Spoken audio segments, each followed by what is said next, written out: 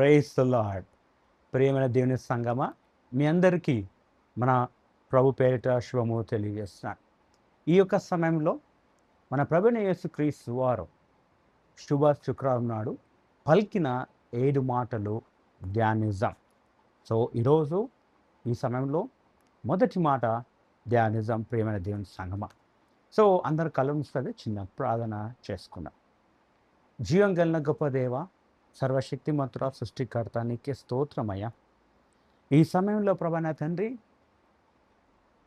శుభ శుక్రం నాడు మీ పలికిన 7 మాటలలో మొదటి మాట ధ్యానించడానికి కృపనిచ్చారు, వందనాలు చెల్లిస్తాను. ఈ సమయంలో ప్రభా నన్ను మీ ఆత్మతో నింపని బలపరచండి. వాక్యము వింటున్న వాళ్ళు ఈ ప్రోగ్రాం చూసి ప్రతి బిడ్డలను కూడా దీవించి ఆశీర్వదించమని, వాక్యానుసారంగా జీవితం జీవించే కృపను అనుగ్రహించమని కోరుచుంటాం. ఇచ్చిన సమస్తం బట్టి నా చెప్పేస్తూ నజరుడైన యేసుక్రీస్తును ప్రార్థిస్తున్నాం తండ్రి, ఆమేన్. హల్లెలూయా, ప్రైజ్ ద లార్డ్. ఈ సమయంలో యేసుక్రీస్తు వారు శిలువ మీద పలికిన మొదటి మాట ఆయన మిషన్కి ప్రారంభం. సో చూసినట్లయితే ఆయన లోకం, మన ప్రభువైన యేసుక్రీస్తు వారు లోకంకి వచ్చింది పాపుల కోసం వచ్చారు, క్షమించడానికి వచ్చారు. ఆయన క్షమిస్తేనే మనం నిత్య జీవంలో అడుగు పెడతాం. సో కాబట్టి మొట్టమొదటి మాట, ఫస్ట్ వర్డ్ పలికిన మాట శిలువ మీద మన ధ్యానిజం. లూకా సువార్త 23వ అధ్యాయము 34వ వచనము మనము చదువుదాం. యేసు, తండ్రి వీరేమి చేయుచున్నారో వీరు ఎరుగరు గనక వీరిని క్షమించమని చెప్పెను. వారు ఆయన వస్త్రములు పంచుకొనుటకై చిట్లు వేసిరి. హల్లెలూయా. సో ఇంగ్లీష్లో కూడా నేను చదువుతాను, ఇక్కడ చూడండి. Jesus said, Father, forgive them, for they do not know what they're doing. And they divided up his clothes by casting lots. Hallelujah, praise the Lord.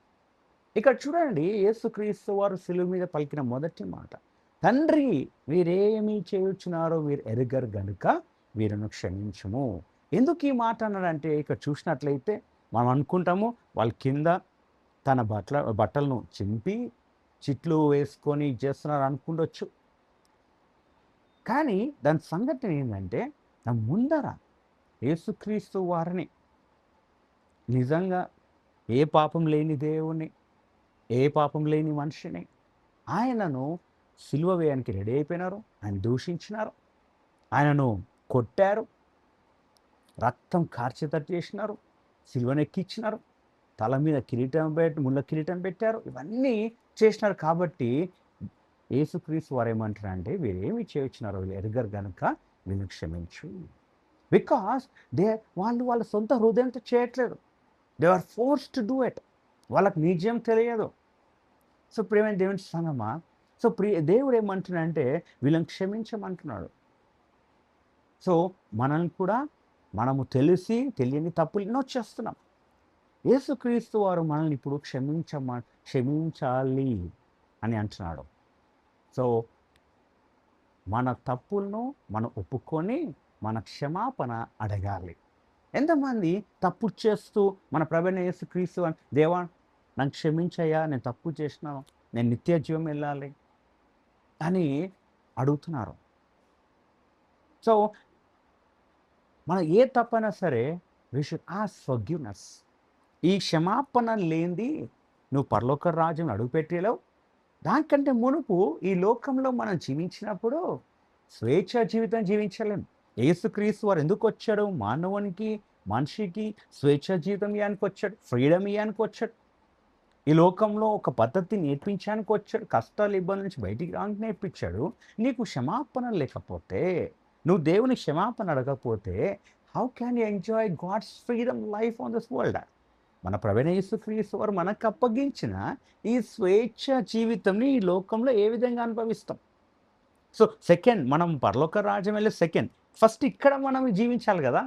ఈ లోకంలో మనం స్వేచ్ఛ జీవితం జీవించాలి, ఆరోగ్యంగా ఉండాలి, శాంతి నెమ్మదిగా ఉండాలి. నువ్వు క్షమిస్తేనే ఒకరిని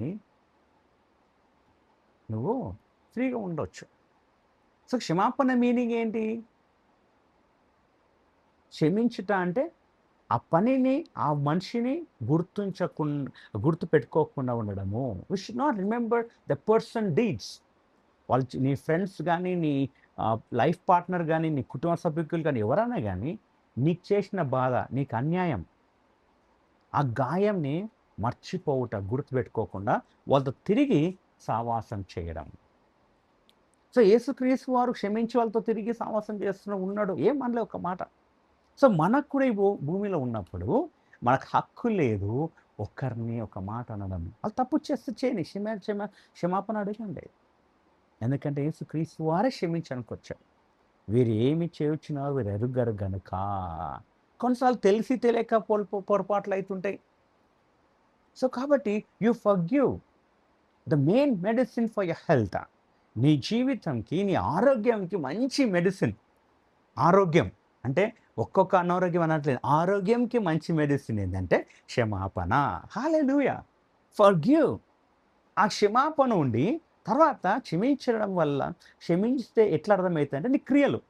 ఆ మనిషి పట్ల నువ్వు ప్రేమగా మాట్లాడడం, మళ్ళీ తిరిగి మంచి సావాసం చేయడం, మళ్ళీ కష్టంలో, ఇబ్బందులు, సుఖంలో పాల్గొనడం, హెల్ప్ చేయడం అనేది చాలా ప్రాముఖ్యం. So, Jesus Christ forgave them. అక్కడున్న సైనికులు గాని వాళ్ళని క్షమించేసినాడు. బహుశా ఆ టైంలో వాళ్ళు ఈ లోకం వదిలిపెడితే పరలోకం పోవచ్చేమో. Forgiveness is important.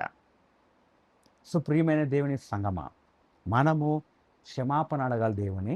మనం మన పట్ల మనల్ని బాధపెట్టిన, మనల్ని హింసించిన, మనకు అన్యాయం చేసిన వాళ్ళని కూడా క్షమించాలి.